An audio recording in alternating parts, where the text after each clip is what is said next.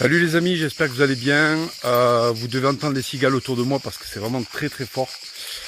Je vous fais une petite vidéo parce qu'il y en a qui me demandent en fait pourquoi est-ce que je parle un petit peu moins de politique politicienne, pas forcément de thème politique, mais de politique, parce qu'en fait, je pense que la grande leçon de ces élections, et il y en a beaucoup qui le savaient avant, moi j'ai eu cette espèce de naïveté jusqu'à très très tard.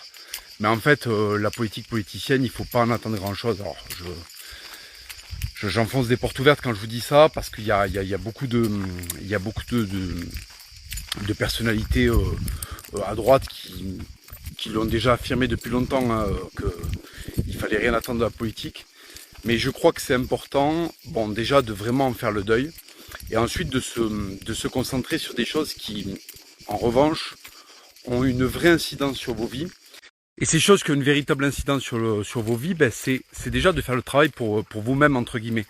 Qu'est-ce que je veux dire par là? Mais c'est des choses que je répète souvent, mais je pense que c'est important de le redire.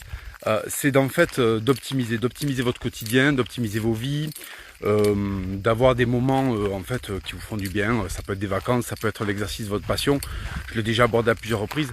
Mais l'idée en fait, je crois, c'est que il faut renoncer de manière un petit peu naïve et adolescente à changer comme ça complètement le monde et se résoudre à se changer soi-même, ce qui est déjà une énorme paire de manches. Enfin, se changer, disons déjà œuvrer pour soi, œuvrer de manière positive pour soi, et c'est déjà un chantier énorme, c'est déjà un travail énorme. Il y a plein d'outils qui sont à disposition sur YouTube pour y arriver. Il y a plein de gens qui vous donnent des conseils très importants et très précieux, et je crois que vraiment c'est important de partir sur ce cap. Parce qu'en fait, le monde tel qu'il s'articule aujourd'hui ne vous donnera pas de la satisfaction si vous avez de l'exigence, si vous aimez la beauté.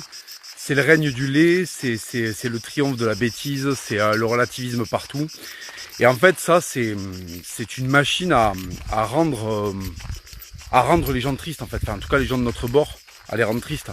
Et c'est pas une bonne chose. Si vous voulez, c'est pas normal.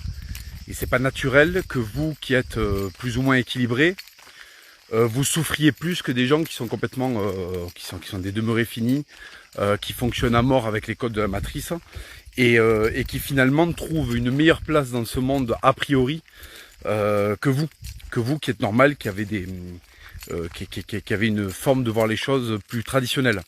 Et en fait, ça, c'est un déséquilibre qui est terrible, et il faut le rompre. Du coup, on en arrive au nœud de cette vidéo, qui est en fait comment faire pour un petit peu, entre guillemets, prendre votre revanche sur ce monde, parce que c'est de ça qu'il s'agit.